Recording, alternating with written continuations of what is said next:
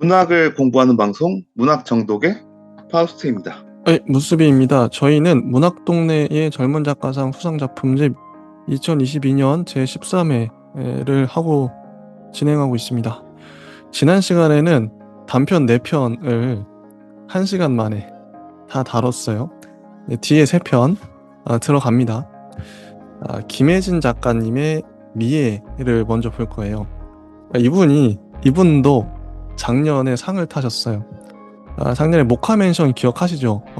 건물, 모카맨션 이름만 들어도 딱 기억이 나는 그 두 세입자와 그 집주인 아주머니의 그 관계를 다뤘던 그런 작품이었죠. 요번에는 미애란 작품인데요. 작년과의 어떤 연관성이랄까? 묘하게 비슷한 것 같기도 하고요.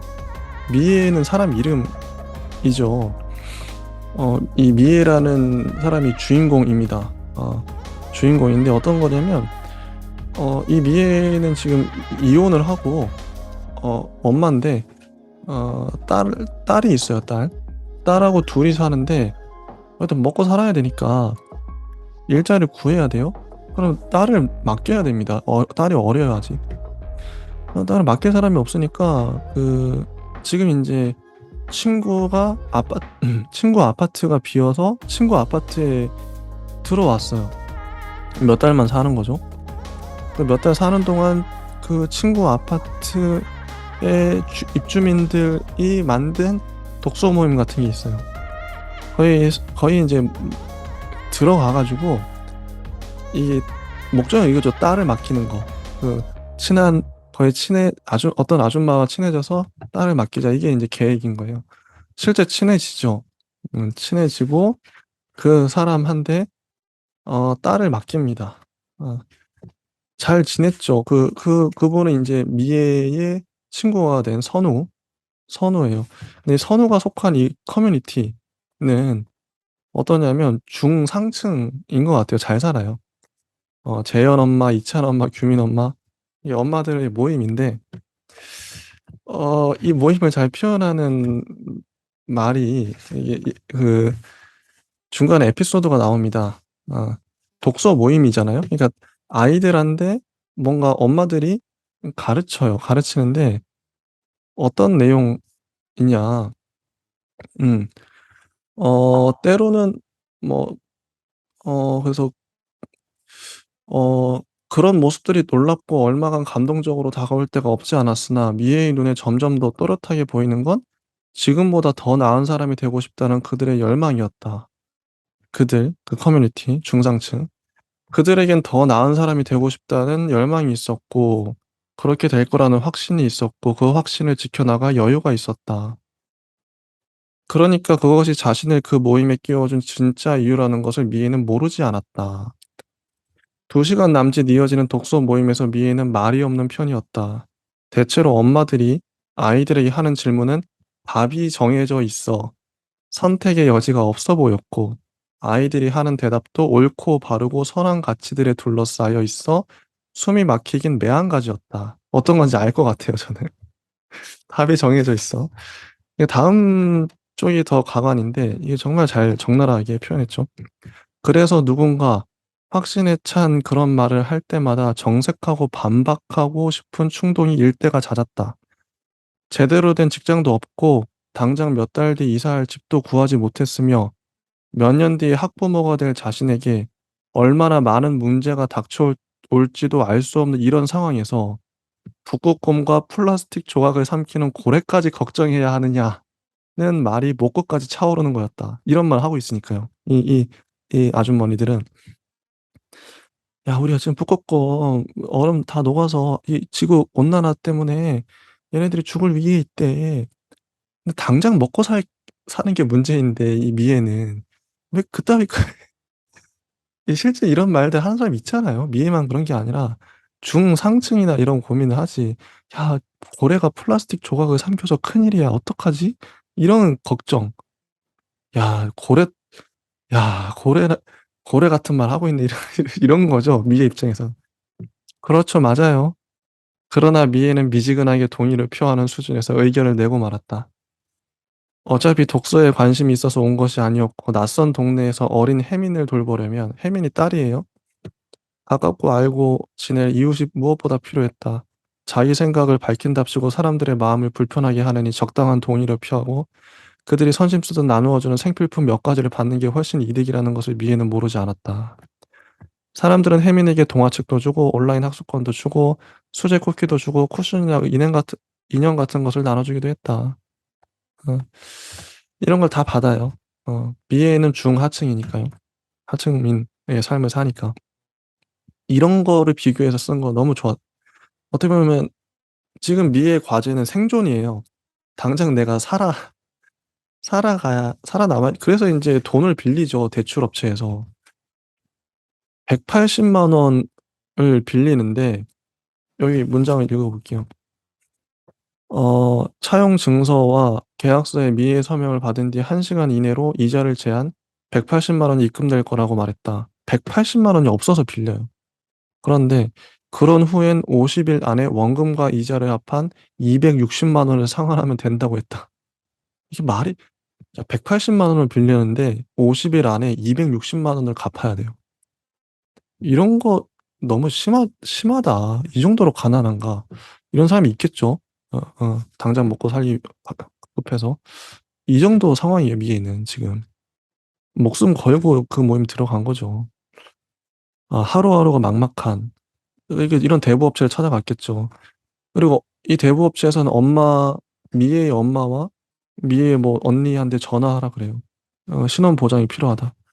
굴욕적인, 그래서 굴욕을 당하죠. 엄마와 언니는 안 좋은 말만 하고. 어쨌든 이런 상황, 이런 거 정말 잘 묘사했고요.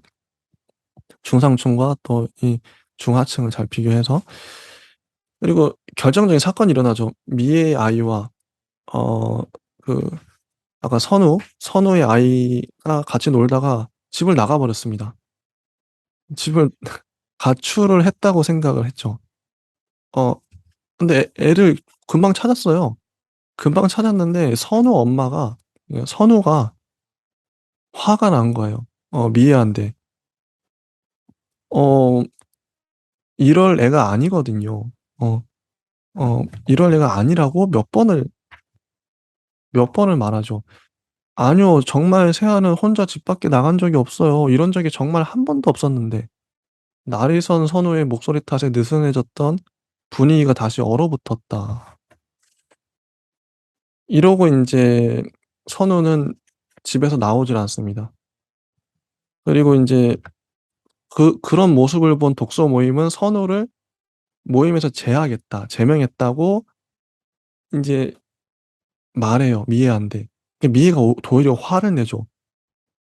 어 아니 그걸 왜 마음대로 결정해요? 나한테는 물어보지도 않았잖아요. 선우 언니가 그런 말을 한 게 뭐 어때서요? 할 수도 있지. 그날 엄청 놀랐을 거 아니에요. 아니 그 몇 마디 했다고 그만 나오라고 해요?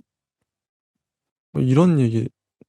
근데 미의 입장에서는 자기 생존이, 왜냐면 선우한테 애를 맡겨야 되니까 이게 과제인 거죠.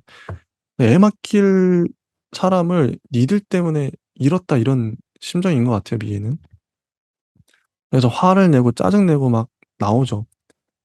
그리고 인제 이 압도적인 장면이 나오는데 선우 집 앞에 가서 문 두드리면, 나오지도 않아요, 선우는. 절대 안 나와요. 막 두드리면서 "언니 나예요, 미애. 독서 모임 이야기 들었어요. 진짜 나도 몰랐어요. 그 사람들이 언니한테 그렇게 말했다는 거 내가 알았으면 가만 안 있었을 거야. 내가 언니라도 정말 속상하고 기분 나빴을 거예요. 언니 내 말 듣고 있어요?" 계속 두드리면서 어 얘기를 하는 거죠. "언니 듣고 있죠? 나 그 사람들 말 신경 안 써요. 사실 언니 아니면 나 그 모임 나가지도 않았을 거야. 물론 좋은 것도 있었지. 배운 게 많긴 했어요. 그래도 언니랑 세아가 없었으면 그렇게 좋지도 않았을 거예요. 언니 내 말 듣고 있어요?" 이틀 뒤에 또 찾아가요. "언니 나도 모르는 거 아니에요. 혜민이가 워낙 조심성이 없고 왈가닥이잖아요. 혜민이 보느라고 언니도 힘들었겠지." 이렇게 하는데 이 장면이 너무 처절하고, 누군가는 "그로테스크하다."라고 표현하더라고요. 정말 그런 장면. 이 아이를 맡기기 위해서 매달릴 수밖에 없는. 근데 선우 남편이 나오죠. 그만 돌아가 달라고 부탁하죠. 이런 아. 그리고 뭐 선으로 잠깐 나오지만 또 다시 들어갑니다. 근데 이걸 보고 음 이제 마지막 장면이 이거예요. 딸이 이런 "엄마 내가 세아한테 카드 쓸까? 내 생각엔 아줌마보다 세아랑 말이 더 잘 통할 것 같다. 그치?" 그러니까 엄마가 이렇게 얘기하죠, 미애가. "진짜? 혜민이가 세아한테 카드 쓸 수 있어? 그럼 엄마랑 카드 사러 마트에 갈까? 좋아. 나 엄청 예쁜 거 살 거야." 작지만 단단한 아이의 손이 먼저 미애의 손을 힘껏 움켜쥐었다. 이게 마지막 문장인 거죠. 애도 이미 안 거예요. 엄마의 처지를 알고 '내가 쪼금이라도 보탬이 돼야겠다. 이 굴욕에 나도 동참해야겠다.' 이 비는 거죠. 아 제발. 정말 씁쓸한 단편이지 않았나. 임팩트가 컸던 단편이었어요. 음. 저는 이렇게 정리했고요. 어 파우스트님은 어떻게 보셨는지 궁금합니다.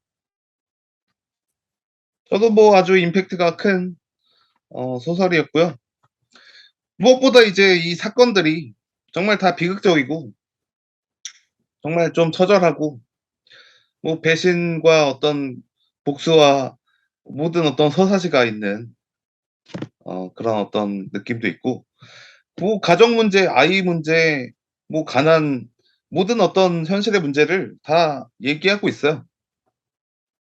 그런 의미에서 굉장히 좀 드라마로 치면 굉장히 비극적인 드라마지만 결국에는 이 드라마가 우리한테 어떻게 들려질 것인가 이게 가장 좋은 거거든요. 음. 근데 이제 약간은 좀 짧게 짧게 쓰다 보니까 어 사실은 이제 그 사정이나 어떤 이제 그 아파트의 어떤 속사정 예. 그리고 점점 이제 우리가 긴장감을 이제 가지면서 점점 이제 그 사람들이 분열해 가는 어 그리고 정말 이제 그 정말 그 심판 같은 어떤 느낌의 돈을 이제 빌리면서 음. 그 정말 그 굴욕적인 관 감정 맞아요. 이게 쪼끔 더 들어가야 되거든요 사실. 아. 그래서 정말 이게 읽는 내내 우리가 '와 내가 이렇게 해서 살아야 되나.' 하는 음. 정도로 굴욕적으로 들어갈 수 있게 들어갔으면은 이게 정말 좋았다는 생각이 들지만 또 여기서도 굉장히 많은 어떤 비극적인 에피소드가 굉장히 좀 그 소설의 어떤 그 카타르시스를 느끼게 음. 하는 것 같습니다. 저기 이 소설의 장면을 뽑으라 그러면 두 장면일 것 같아요. 아까 그 북극곰과 플라스틱 먹는 고래 얘기했던 아니 나는 쟤네들 관심도 없고 쟤네들 신경 쓸 겨를이 없어. 난 먹고 살기도 바빠. 내 밥벌이 하기도 실제 그렇거든요. 그런 얘기 나올 때마다 너무 먼 얘기라서 그 부분 정말 잘 캐치해 줬고 이 작가님이. 그리고 마지막에 선우가 아니 미애가 선우 집 앞에 찾아가서 문을 두드리면서 막 혼자 독백을 하는 장면. 아 이 장면도 압권이었다. 아 정말 잘 묘사했다. 예 그러니까 이게 위기 관계가 설정이 된 거죠. 씁쓸하기도 하고. 어 혹시 이 소설 관련해서 더 뭐 파우스트 님은 좀 또 기억에 남는 거나 또 하실 말씀이 더 있으신지. 예. 그냥 뭐 쪼끔 더 살을 덧붙이자면요. 음. 뭐 이렇게 또 양육 문제나 어떤 이제 뭐 그 혼자서 이제 애를 벌어먹고 살기가 힘들잖아요. 예. 그런 어떤 그 장면들을 이 작가가 또 그전에 이제 그 폭풍 맨션 모카 그 맨션. 예 예. 모카 맨션 음. 그거를 통해서 좀 이렇게 뭔가 그 낡고 허름한 거를 많이 아. 캐치했다면 어. 여기서도 막 헌옷이랑 어. 어디 올이 풀린 팬티랑 어. 어디 무슨 그냥 한 30 년째 뭐 신고 있는 신발이랑 뭐 정말 이런 다양한 소재들 음. 이런 게 진짜 음. 그 고의 그런 그림처럼 음. 정말 그 구두화가 엄청 찌그러지고 막 이렇게 형상화된 걸 본다면 예. '와 삶이 이렇게 그리고 발처럼 어. 그리고 신발처럼 어. 구겨져 있구나.' 이렇게 좀 직관적으로 볼 수 있게 음. 하면은 더 좋은 것 같습니다. 좋습니다. 요 소설은 여기까지 하고요.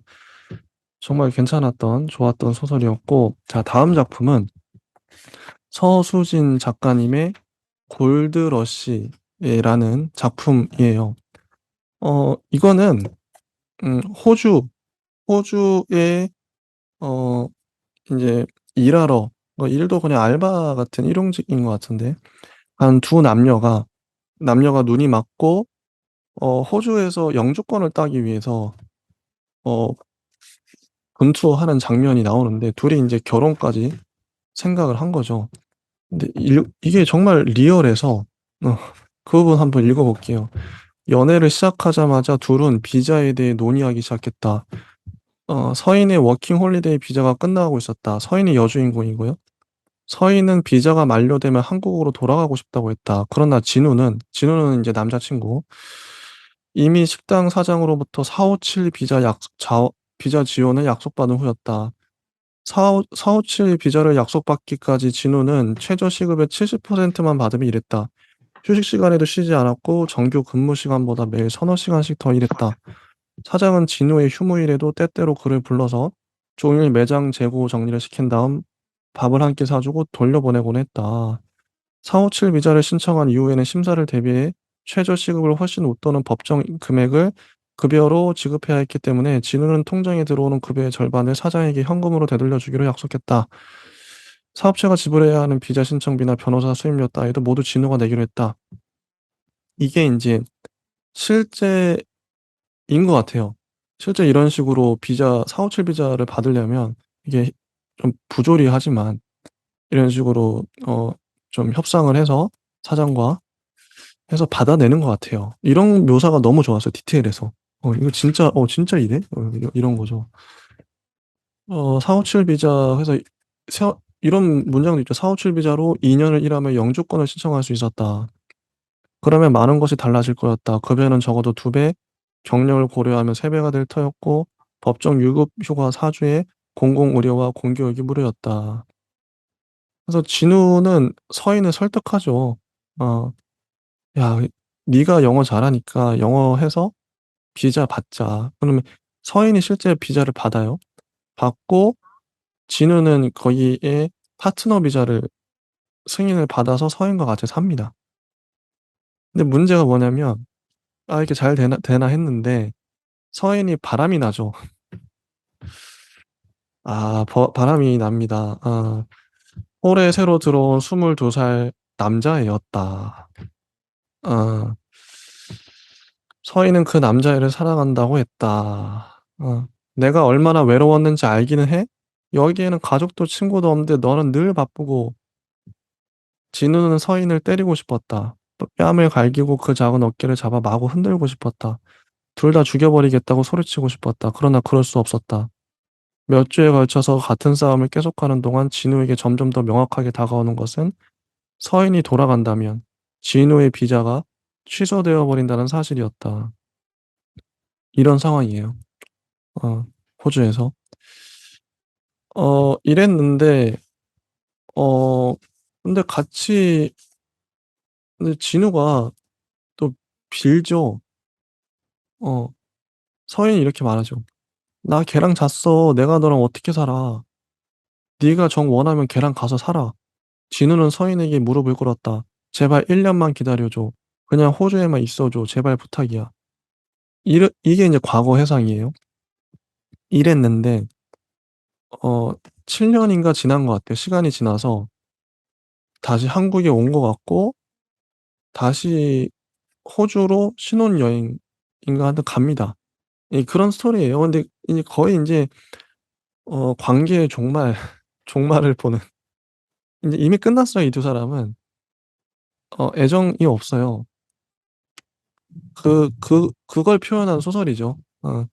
인제 헤어짐을 앞두고 있는, 헤어짐이 도래한, 이별이 도래한 두 연인, 두 부부의 마지막을, 근데 여러 가지 이미지들로 표현하는데요.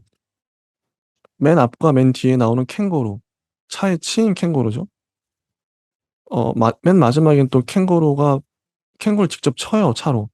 피를 흘리고 그거를 인제 또 망치로 내려찌는데 잘 안 죽어요.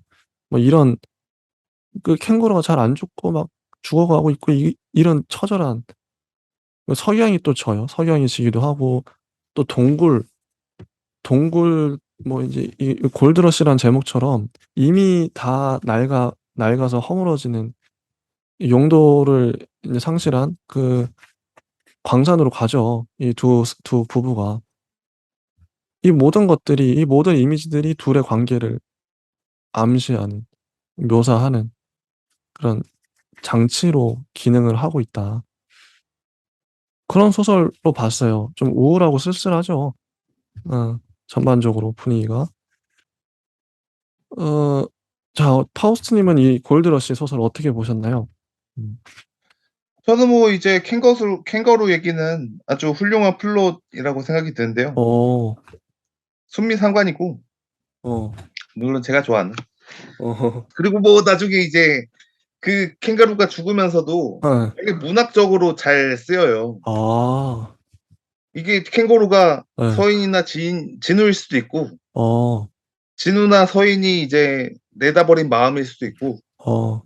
그리고 아직 불확실한 어떤 미래에 대한 어떤 캥거루의 어떤 미래나 어떤 밤의 기억일 수도 있고 음. 그러니까 이렇게 붙이기만 하면은 좋은 맞네요. 정말로 좋은 소재거든요. 음. 근데 중간에서 그거를 다 받아주지 않아요. 음. 그리고 나서 이제 골드러시를 이제 하는데 음. 이 그 동굴의 어떤 서사 동굴. 어. 그리고 이제 그 둘의 관광. 어떤 관계 어. 이 둘의 관계에서 사실 이제 둘의 어떤 희망이 다 안 보이고 예. 막 텃밭을 처음에 막 희망이 차서 아. 가꾸고 그랬지만 텃밭 맞아. 그 얘기 나오죠. 어. 텃밭 그 이미지가 정말 환상적인데 아. 그 텃밭도 사실은 약간 소품처럼 어. 그리고 사실 그 텃밭이 다 여기를 살렸는데 맞아. 텃밭이 그 나머지가 또 받쳐주지 않아요. 이게 연결이 잘 안 되네요. 그 다 끊어져 있네요. 이 이미지들이 상징들이 다 인제 캥거루 따로 놀고 텃밭 따로 광산 따로 흩어져 있네요. 어. 그래서 사실 뭐 동굴에 서 이제 하는 대화나 어. 또 이제 캥거루를 보는 대화는 뭐 굉장히 뭐 그냥 어떤 먼 어떤 미래의 묘사 그러니까 뭐 우리가 이제 뭐 흔히 얘기하는 진짜 뭐 심파적인 어떤 그리고 감정적인 어떤 음. 말들을 정말 쏟아내기만 하면은 사람들이 이제 못 알아듣는 음. 그리고 이제 뭐 어떤 상징을 통해서 뭐를 통해서 구현해야 하는 어떤 부분에서 이 동굴과 어떤 캥거루와 이 꽃밭이 정말 좋은 시너지가 난다면 이 소설은 굉장히 좀 강점이 음. 두드러지고 기본적으로 문장이나 뭐 플롯은 제 개인적으로 음. 예 좋아서요. 굉장히 좀 뭐 가능성이 무한한 것 같습니다. 음. 텃밭 묘사를 잠깐 읽어 보면 "가지와 호박이 열렸고 서인이 세워 놓은 대를 타고 줄기콩과 토마토가 자랐다. 서인은 종종 뒤뜰에서 딴 채소로 샐러드를 만들었지만 진우는 손도 대지 않았다. 서인은 국이나 반찬을 남기는 한이 있어도 샐러드는 다 먹었다. 한 번씩 채소들을 상자에 담아 진우의 차 트렁크에 싣고는 매장에서 쓰라고도 했다. 그러면 진우는 매장 가는 길에 공원에 들러 쓰레기통에 상자 째로 버렸다. 언젠가부터 서인은 뒤뜰 가꾸는 것을 그만두었고 이제 뒤뜰에는 이름을 알 수 없는 풀이 허리까지 올라와 있었다. 진우는 버려진 정글처럼 보이는 뒤뜰을 바라보면서 어느 편이 더 나은지 알 수 없었다. 먹지도 않는 채소들이 가득한 뜰과 보기 흉한 잡초로 뒤덮인 뜰 중에 무엇이 더 나쁜지 도무지 알 수가 없었다. 이런 묘사예요. 호주에 살 때. 그러니까 서인은 다시 돌아온 거죠. 그 바람 났던 남자애로 간 게 아니라 진우한테 다시 돌아왔지만 진우는 삐져 가지고 화가 나서 서인을 용서하지 않았던 좀 그게 그려져요. 서인 혼자 열심히 인제 어떻게든 생명을 키우면서 이 척박한 땅에서 살아보려고 했는데 진우는 받아주지도 않고 '외로웠겠다.' 뭐 이런 것도 생각이 되고 마지막에 캥거루 장면 이런 대사가 나오죠. "캥거루가 움직여. 죽었어. 분명히 움직였어. 캥거루가 살아 있다고. 죽었어." 뭐 이런 얘기를 주고받 예. "캥거루가 죽었냐 살았냐." 계속 논쟁을 하는데 진짜 뭐 말씀하신 대로 진우와 서인의 관계가 "죽었어." 뭐 이렇게 "살았어." "아니야 우리 살았어 아직." "아니야, 아니야 죽었어. 이미 끝났어." 이런 거죠. 예 딱 묘사가. 직접적입니다 비유가. 그리고 뭐 노을 지는 순간 이 마지막 문단을 읽어 볼게요. "차 안으로 붉은 노을이 흘러들어왔다. 진우는 핸들을 움켜쥔 손등에 내려앉은 붉은 햇빛을 보다가 고개를 돌려 서인의 옆얼굴 역시 붉게 물들어 있는 것을 보았다. 진우는 주머니에 있는 오팔 반지를 생각했다. 오팔 반지는 아까 누구한테 받은 거예요. 음. 진우는 서인에게 반지를 내밀며 무릎을 꿇은 적이 없었다. 사람들의 박수를 받으며 입장해 서인에게 입을 맞춘 적도 없었다. 초음파 사진을 보면서 눈물을 흘린 적도, 서인의 눈을 닮은 아이를 보며 경탄한 적도 없었다. 진우와 서인은 빛나는 순간을 가져본 적이 없었다. 빛나는 순간. 진우는 그들이 늘 그것을 기다려왔다는 것을 알았다. 그리고 그것이 그들에게 절대 오지 않으리라는 것을 알았다. 붉은 햇빛이 차 안에 가득 들어찼다. 진우는 온통 붉기만 한 세계를 바라보았다. 이렇게 끝납니다. 몰락. 예, 마지막. 이별에 대한. 이별을 앞둔 커플. 참 쓸쓸해요. 안타깝고. 근데 저는 개인적으로는 요 단편집에 작품집에 실린 7편 중에서 제일 제일 별로였던 작품이었는데 어 우선 넘어가 보겠습니다. 이제 마지막 7번째 작품 서희재 작가님의 두개골의 안과 박이에요. 재밌는 게 이분이 아까 그 얘기했었죠. 김멜라 작가님이 작년에도 두 번째 순서상 두 번째였고 올해에도 두 번째였어요. 재밌는 게 서희재 작가님이 이 작품이 작년에는 뭐 끝에서 두 번째였죠. 0%를 향하여 영화에 관련된 온갖 그 사연들, 사람들 이게 다 이게 짜집게 해서 모자이크처럼 영화에 관련된 에피소드를 막 늘어놨던 정말 독창적이고 참신했어요. 저는 그 별 5개를 줬었고 너무 마음에 들어서. 그리고 제일 독특했어요. 서술 방식 자체가. 수상 작품집에 보통 아까 이 멜라 작가님 같은 경우에는 대상에 맞먹는 수준으로 잘 쓴 작품이기 때문에 두 번째 갔고요. 이제 서희재 작가님은 마지막에 실렸던 이유는 요번에도 마지막이지만 그거 같아요. 가장 좀 실험적인 형식이에요 실제로. 실험적이고 뭔가 독특한 작품은 맨 뒤로 빼더라고요. 이 작품들 읽어 보면 그래서 서예재 작가님의 그 독창성, 구성의 독창성 이런 것들 문장도 되게 독특해요. 여러 문체가 섞여 있어요. 발화자도 여러 명이고 그래서 맨 뒤에 갔다고 생각해요. 저는 이런 작품 좋아하고요. 시도 자체가 신선하고 작년엔 영화 100 주년 기념해서 영화의 역사 뭐 이런 그리고 특히나 인제 단편 영화, 다양성 영화를 주목했었죠. 이런 시도 자체가 너무 좋았고 그리고 그런 주제를 가져오면 '그렇게밖에 쓸 수 없겠다.'는 생각이 들었어요 작년에. 그런 형식으로. 다양한 영화인들의 목소리가 나와야 될 테니까요. 이번에는 올해는 뭐가 주제냐면 두개골의 안과박이란 이 소설에 그 돼지와 닭들을 대량으로 살처분한 우리 기억이 있죠. 뉴스에서 봤죠. 뭐 무슨 독감 뭐 조류 독감도 있었고 좀 그런 것 때문에 진짜 수만 마리, 수십만 마리가 죽어서 생매장됐던 뉴스 하얀 옷 입고 포크레인 움직이면서 막 비닐봉 땅에 다 파묻었잖아요. 정말 끔찍했거든요. 저거 보면서 '언젠가 우리가 벌 받겠다.' 이런 생각이 들었는데 가슴이 아프기도 했고 그거를 소설화했어요, 그 장면. 네. 정말 잘 썼고 저는 '그거를 소설로 쓰면 이런 식으로 쓰는 게 맞겠다.' 이런 형식으로. 확신합니다 저는.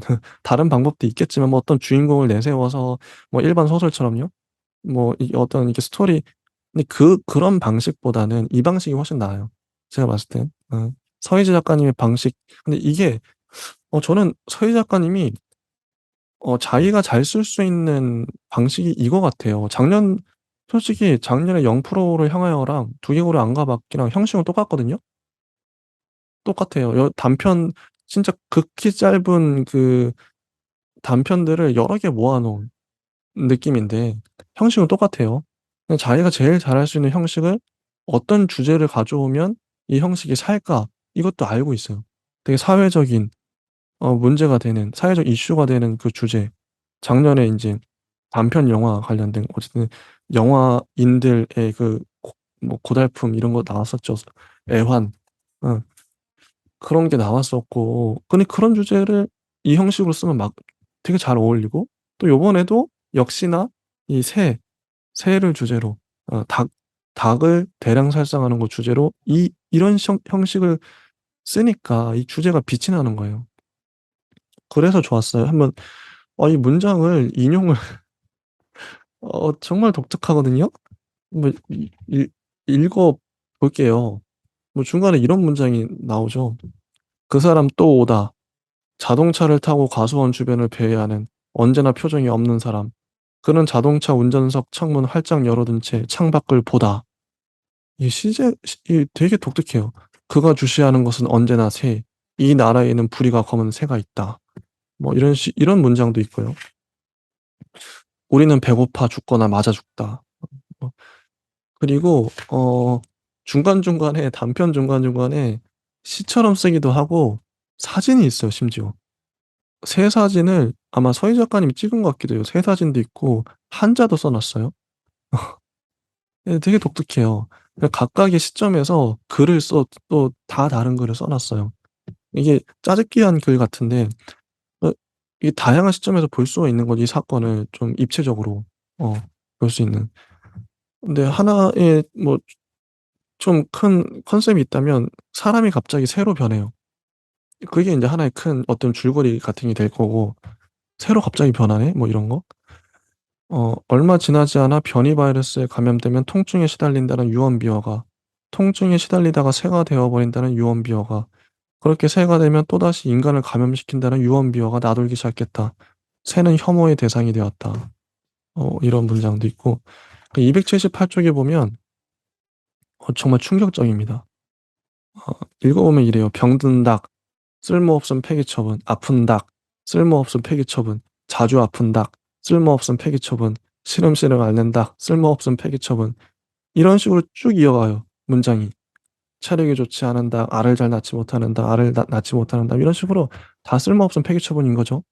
그다음 문단은 "건강한 닭, 악을 잘 낳는 닭, 살이 잘 오른 닭, 남은 닭, 닭." 닭을 복사해서 몇 줄에 걸쳐서 쭉 써 놨어요. 닥닥닥닥닥닥 해서. 이 시각적 충격. 그만큼 닭이 많은 거죠. 딱 눈으로 봤을 때 닭이 진짜 졸라 많네. 그 닭이 그 닭, 알 생산, 대량 생산 이렇게 써 놨어요. 정말 실험적이죠. 이거 시 같기도 하고요. 어 정말 실험적입니다. 그리고 이게 실험적이기만 한 게 아니라 어 중간에 인제 그 TV 인터뷰하는 문장도 나오고 음 또 어떤 게 나오냐면 한번 읽어 볼게요. 인제 "닭의 비명은 지속되었다. 집으로 돌아온 후에도 귓가에 여전히 맴도는 듯 몸을 아무리 깨끗하게 씻어도 온몸에서 피비린내가 나는 듯했다. 도대체 닭이 왜 이리 또 많은지. 죽이고 죽이고 또 죽이고 아무리 죽여도 좀체 줄어들 기미를 보이지 않았다. 얼마나 더 죽여야 이 지옥을 벗어날 수 있을까." 썼다가 모조리 지워 버린다. 앞에 문장을 다 그 취소선을 그어 놨어요. "내가 겪지 못한 고통에 대해서는 쓸 수 없음. 차마 묘사할 수 없음. 함부로 재현할 수 없음. 아니 재현될 수 없음. 감히 상상할 수조차 없음. 그렇기 때문에 쓰면 안 된다는 생각과 그럼에도 불구하고 써야 한다는 생각이 교차한다. 아무도 아프지 않고 아무도 슬프지 않은, 그래서 아무런 갈등도 없고 아무런 굴곡도 없는 그런 이야기를 쓰고 싶다. 차라리 그런 이야기를 쓰고 싶다. 절망으로 가득한 이야기는 쓰고 싶지 않다. 절망적인 이야기를 쓰지 않으려면 절망적인 세상이 아니어야 한다. 세상이 더 나아져야 한다. 세상이 더 나아지길 바라는 마음으로 다시 쓰기." 이게 진짜 말맛이 살아있거든요. 서예지 작가님 이제 지난 작품도 제가 많이 읽어 봤지만 이게 입으로 발음했을 때 정말 입에 착착 붙어요.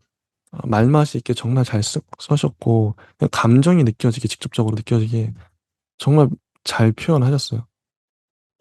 "썼다가 모조리 지워버린다. 인간의 말로 쓸 수 없음. 주어 서술어 쓸 수 없음. 주어 목적어 서술어 쓸 수 없음. 닭은 인간처럼 말하지 않고 관용어 주어 서술어 인간처럼 생각하지 않고 주어 목적어 부사어 서술어 인간과 다른 방식으로 생각하고 느끼기에 쓸 수 없음. 내가 쓸 수 있는 건 이성적 사고를 가능하게 하는 말, 이성을 신뢰하는 말, 인간의 말, 인간의 말로 기록된 역사, 인간의 말로 세운 규범, 인간의 말로 만든 문화, 인간의 말로 지은 문학, 휴머니즘, 인간이 나와 인간을 만나 인간에 대해 사유하는 문학, 인간이 인간에게 감동받는 문학, 인간에 대한 인간을 위한 인간만의 문학, 오직 인간만을 위한 문학, 인간이 세상의 주인공이 되는 문학, 인간답게 살 수 있는 조건으로서의 문학, 인간이 동물이라는 사실을 잊게 만드는 문학, 망각의 문학, 의인화. 자기에게 인격을 부여하는 건 인간 중심의 사고에서 비롯된 것이라는 생각이 자꾸만 나를 붙잡아 쓸 수 없음. 문장을 이어갈 수 없음. 닭에게 인간의 목소리가 부여되는 것이 아니라 인간에게 닭의 목소리가 부여될 수 있기를 바라는 마음으로 다시 쓰기. 이분 서희 작가님의 문장을 읽을 때마다 저는 어떤 격한 감정을 그냥 그 얘기했을 거예요. 아마 그 그 그 소설가 중에서 갑자기 김사가 작가님 문장을 읽어 보면 진짜 미칠 것 같거든요. 실제 그래요. 이 미친 사람 아니 좋은 의미로. 아니 진짜 어떤 격한 어떤 이 살인의 감정 이 격한 이 화자가 미친 것 같아. 미쳐 가지고 막 그냥 휘갈긴 문장이에요. 이거 전 그거 보면서 '이런 글을 쓰는 김사과 작가님은 진짜 일상이 안녕하실까?' 마음이 솔직히 내가 이런 식으로 쓰면 너무 힘들어서 아니 그런 문장 쓰기 너무 힘들 것 같거든요. 읽기도 힘든데. '힘들어서 못 살 것 같다.' 이런 생각이 들었었는데 서희 작가님도 그런 거와 비슷하게 어 지금 방금도 읽었지만 감정이 욱하잖아요. 읽으면서 욱하거든요 실제로. 아마 배우들이나 시인들이 읽으면 더 막 눈물 흘리면서 읽을지도 몰라요 이 문장이. 너무 이입돼 가지고.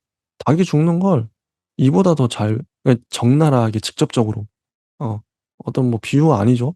적나라하게 그냥 표현할 수 있을까? 정말 잘 표현해요 그 감정을. 음.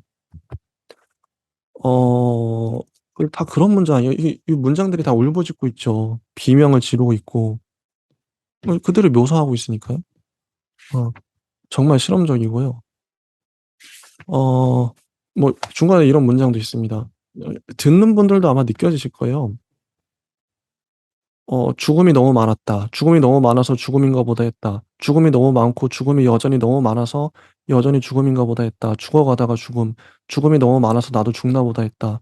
나도 죽어가다가 언젠가 죽음. 그러나 닭들은 너무 빨리 죽어갔다. 알을 낳지 못해 죽고 알을 많이 낳아서 죽고 병들어서 죽고 병들 수 있기 때문에 죽고 스트레스 받아서 죽고 끼어 죽고 눌려 죽고 깔려 죽고 먹히기 위해 죽고 죽고 또 죽고 빠르게 죽고 빠르게 죽으면 그다음엔 더 빠르게 죽어야 했다. 너무 빨리 죽어서 그들이 어떻게 죽었는지도 모를 때가 있었다. 내가 아는 죽음보다 사실 더 많은 죽음이 있었다. 더 많은 죽음이 있다. 나는 내가 상상하지도 못할 만큼 많은 죽음들을 빌려 산다. 격하죠. 감정이 그대로 느껴집니다. 진짜 직접적으로 확 와닿아요. 이게 서희 작가님도 울면서 썼을 것 같아요, 이 문장들이. 그냥 미친 듯이 쓴 거죠, 이게 토하면서. 문장이 되게 무거워요. 어쩔 수 없죠. 근데 저는 닭들이 죽어가는 그 순간 그 현장을 정말 잘 묘사한 거죠. 힘듭니다. 이 읽는 것도 진짜 힘들고 안타깝죠. 썼다가 모조리 지워버렸지만 썼다가 지워버렸다는 사실은 모조리 지워지지 않는다. 사실은 지워지지 않는다. 모자이크로도 가려지지 않는 비극이 있었다. 음속어로도 지워지지 않는 소리가 있었다.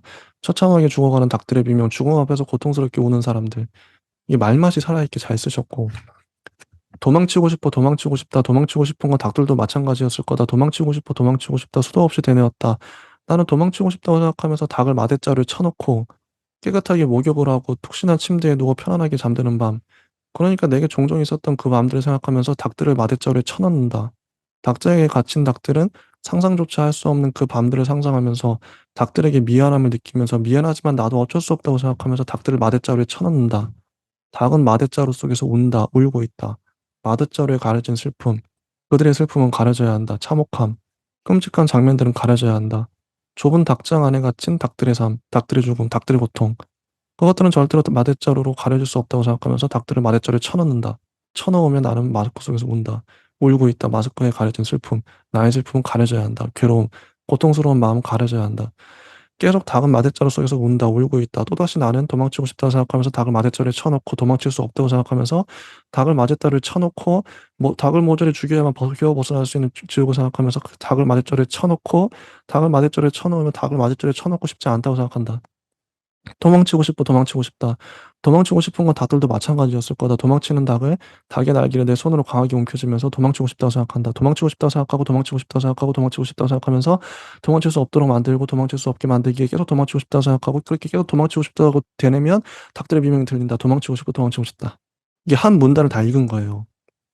이게 지금 미쳤어요, 지금. 이게 느껴지시죠? 이게 그냥 읽는 것만으로도 이게 같은 단어를 계속 반복해서 쓰잖아요. 이걸 아시는 것 같아요. 서희 작가님은 같은 단어를 반복해서 쓰면 어떤 효과가 나는지. 도망치고 싶다, 도망치고 싶다. 실제 작업하면서 쓴 느낌이에요. 작업자가. 진짜 작업을 한 사람이 쓴 것 같아요. 그러니까 일기처럼. 어떻게 이렇게 리얼하게 쓰지? 이건 완전 빙의 아시, 빙의. 무당이 빙의해서 쓴 느낌이에요, 진짜. 이거 시예요, 이건 그냥. 그냥 시예요. 아, 근데 너무 압도적이라서, 힘듭니다. 근데 이런 묘사가 계속 나오고, 미쳤죠. 다들 그냥 미친 거예요, 지금 막. 근데 마지막에는 거의 시처럼 써 있어요. 사람이 새가 된 모습? 그리고 이제 끝납니다. 이런 소설인데. 되게 실험적인 소설이거든요. 아, 파우스트님은 이 소설을 어떻게 보셨는지 궁금하네요. 뭐 김사가 소설에는 뭐 씨발 이런 거 엄청 많이 나오고 욕도 나오고 아주 그냥 뭐 강해요. 주인공이 살인자 같아요. 막 죽일 강해. 것 같은 어떤 뭐 심정이 많이 나오고. 근데 뭐 여기서는 이렇게 막 사실 뭔가 이렇게 많이 이제 토해내고 있는데 토하죠. 저도 안 느껴져요.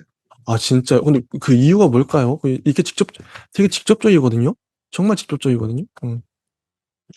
이게 너무 어, 어 조금 이렇게 뭐 물론 이제 작가는 어느 정도 이제 자신의 어떤 열정을 음, 그리고 모든 힘을 토해내서 다 쓰지만 음, 작가가 자존심이 있잖아요. 음, 내 소설이 사회에 알려지면 그리고 내 어떤 온몸으로 이렇게 이끌고 나가는 어떤 힘 음, 요런 게 이제 작가의 어떤 숙명이자 어, 어떤 소명이자 그리고 힘이라고 할 수 있는데 근데 여기서는 처음에는 저는 좋았어요. 어, 처음에는 사실 저는 개인적으로 그냥 나쁘지 않았는데 음, 나중에 확 깬 게 네, 닭 얘기를 어, 하는 게 방 얘기 나오죠. 마치 그냥 수능 영역 퀴즈 같고 어, 그리고 그다음에 이제 무슨 기사랑 뉴스도 나오고 아, 맞아요. 예. 댓글도 나오잖아요. 예, 댓글 나오죠. 예. 저는 뭐 잘 혹평을 하지 않지만 음, 이 소설에서만큼은 음. 혹평을 어쩔 수 없이 그런 형식이 왜 별로였을까요? 전 되게 좋게 봤는데, 같은 형식인데, 예. 재밌네요. 다르게 해석하니. 일단은 뭐 아주 좋은 시도였고 음, 이게 사실 잘 쓴다면 어떻게 보면 동물농장에 버금가는 음, 동물농장보다 뛰어넘는 소설이 될 수 있겠지만 여기에서 이제 주는 그 내용이나 형식이 그렇게 세계를 잘 관조하고 있냐? 그렇지 못해요. 그런가요? 특히나 이런 거를 잘못 쓰면은 어, 정말 좀 큰일 나는 게 어, 그러니까 물론 이제 뭐 우리가 뭐 대중적으로는 음, 이렇게 얘기할 수 있잖아요. "야 뭐 음, 미국 나쁜 놈이다. 야 미국 패권주의다. 음, 제국주의다." 이럴 직접적으로 수 이렇게, 있잖아요. 예, 예. 직접적으로. 물론 뭐 그 수억의 미국인이 다 패권주의, 제국주의는 아니겠지만 어, 우리가 뭐 뒷담화를 할 수 있잖아요. 예, 근데 여기서는 그 정도 이상의 음. 혹은 어떤 사이비 종교나 이런 것도 우리가 생각하는 그 대중적인 음. 정말 그 뉴스나 이제 어디에서 보는 혹은 인간의 어떤 대중의 그런 마린처럼 그런 몰지각한 속성을 보여줄 수 있다면 음. 정말 그 새의 멍청함 그리고 사람들이 새가 된 듯 뇌가 없는 듯 움직이는 거를 이게 보여줘야 되고 혹은 내가 그거를 정말 통제할 수 없다면 음. 그런 어떤 통계청의 조사나 혹은 이제 뭐 집단 그런 어떤 그런 뭐 자살이나 학살 여기서는 그것도 다루고 있거든요, 사실. 음. 그리고 자본주의 음. 이런 거를 정말 다 다루고 있는데 정말 이거는 뭐 잘 다룰 수 있다면 진짜 이거는 모든 작가들을 통틀어서 정말 대단한 작가가 될 수 있다. 음. 근데 여기 다뤘던 방식은 좀 별로였다는 거죠? 아까 뭐 읽었던 문장들도 그렇고 전 좋았던 지점이 그러니까 이건 일반인들도 그러니까 누구나 뭐 문학적인 뭐 어떤 뭐 소양이 없더라도 읽으면 바로 느껴지는 문장이긴 하거든요. 너무 직설적이에요. 뭐 은유가 없죠. 그냥 느껴지는 거죠, 그냥 그대로 읽는 대로. 그래서 전 되게 좋았는데. 저는 뭐 어. 시도는 아주 좋았고 어. 사실상 이게 또 되게 좋은 어떤 부분은 뭐 중간에 이제 물량대수나 그림이나 속어법이나 음. 강조나 사실 이게 어떤 형식을 하나를 차용해서 쓴다는 게 음. 뭐 다루기도 이게 띄거든요. 음. 그리고 강조하는 게 있어요, 음. 다루기가. 그리고 이제 거기에서 이제 운율처럼 띵 하고 이제 울림을 딱 주는 게 있어요. 어. 그것처럼 여기서도 뭔가 이제 물량대수나 형식적인 재미 어. 그리고 이제 반복된다는 영원 희귀 어. 이 주제를 정말, 정말 잘 다룬다면 어. 진짜 이게 형식적으로는 그 내용과 결합되면은 엄청 훌륭한 소설이거든요. 음. 그래서 이제 좀 아쉽다. 좀 아쉽다. 아. 음. 아무튼 저는 뭐 너무 좋게 봐서 이번에도 별 5개를 줄 수 있는 소설이 아닌가 한데 일단 서희지 작가님의 두개골의 안과 박 이거 여기도 인제 두개골의 안과 박이란 제목 자체도 의미심장하죠. 음. 이 이 의미는 뭘까요? 두개골의 안과 박. 여기서 뭐 맨 마지막에 드러나고요. 어. 그리고 뭐 사실상 여기에서 가장 중요한 어떤 이제 논문이자 어. 하나의 어떤 그 메시지는 어. 결국에 병든 닭은 버리고 아. 쓸모 있는 사람은 살리고 어. 결국에는 그 거세 논리, 어. 능력주의를 그냥 대판 까고 있거든요. 어. 근데 이 능력주의에 대안이 없어요. 어. 그러니까 물론 이제 대안이 있어서 복지를 하겠지만 어. 그 복지 국가가 탄생하고 그렇게 하겠지만 음. 결국에 능력이 아니면 우리가 무슨 노력과 어떤 열정과 희생과 노력과 어떤 공부와 교육과 그런 걸로 음. 어떻게 가채점을 우리가 해서 세계를 이렇게 부양을 할 수 있겠냐 음. 하면은 사실 이 과학이나 이제 사실 자본이 주는 어떤 풍요로움이 많긴 하거든요. 음. 그럼에도 사실 이게 그러면은 반능력주의로 갈 거냐, 능력이 없는 사람을 더 할 거냐, 아니면은 완전히 공산당처럼 밭대기 이렇게 다 쪼개서 그냥 능력을 막 위에서 이렇게 막 주는 대로 하고 그 능력제로 이제 막 밭대기를 갈라서 이제 밭대기에서 이제 하나씩 공평하게 경작을 할 거냐. 근데 일 이제 음. 이번에 됐거든요. 음. 사실상 북유럽에서 하고 있고. 음. 일단 네. 거기까지는 하고요. 음. 논의가 너무 길어지니까. 일단은 이 소설 여기까지 하고 저희가 인제 7 편의 소설을 2 시간 동안 다 다뤘어요. 이제 약간 한 10분 정도 남았는데 어 총정리를 해 보겠습니다. 뭐 한 편 한 편을 다뤘다면 이젠 뭐 전체 인제 뭉뚱그려 가지고 "전반적으로 어땠다." 뭐 이런 얘기도 할 수 있을 것 같고요.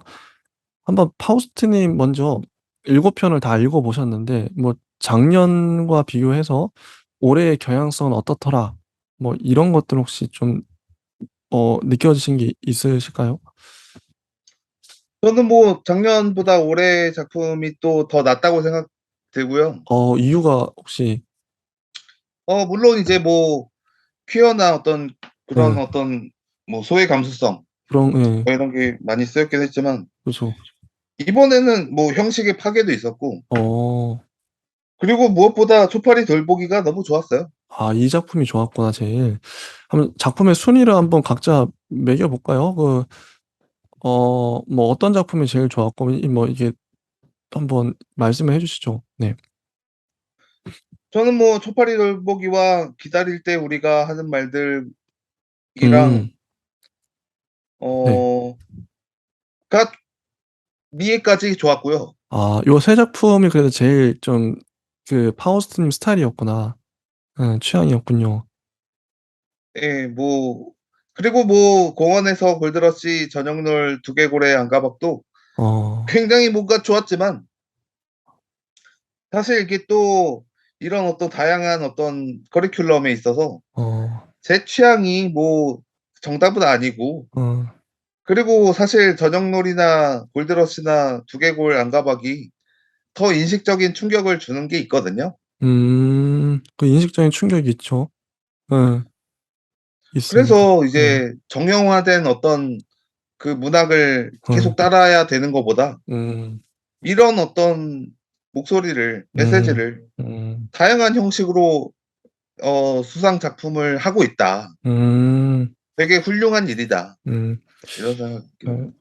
저도 인제 좀 얘기를 해 보면 전반적인 경향성이 음 뭐 아까 중간중간에 말씀드렸지만 남자분이 한 분 김병훈 작가님 1명 받았고 나머지는 다 여자분이에요. 여자 작가의 여자 작가라는 게 의미가 뭐 단지 뭐 성별이 여자인 것도 있지만 여성이 할 수 있는 말들 소설이 있다고 생각해요. 예를 들면 대표적인 게 공원에서. 공원에서 같은 작품은 남자 작가가 못 쓰죠. 쓰더라도 좀 그게 다르죠 느낌이. 여자이기 때문에 내가 겪었기 때문에 막 중간에 욕도 나오잖아요 막. 격한 말들. 개 같은 근데 그래서 더 인제 또 여자이기 때문에 할 수 있는 말들을 잘했던 것 같고 이런 부분들. 그리고 좀 퀴어라든지 페미니즘 이런 게 지금 우리가 시대를 살고 있구나. 이게 커다란 어떤 한 축인 거죠. 그래서 그런 부분도 느껴졌었고 뭐 초파리 돌보기 같은 경우에는 진짜 초파리 기억이 계속 초파리가 나 가지고 초파리라는 압도적인 뭔가 잘 잡은 소재 가 좋았던 것 같고 근데 소재가 그러고 보니까 저녁놀도 딜도잖아요.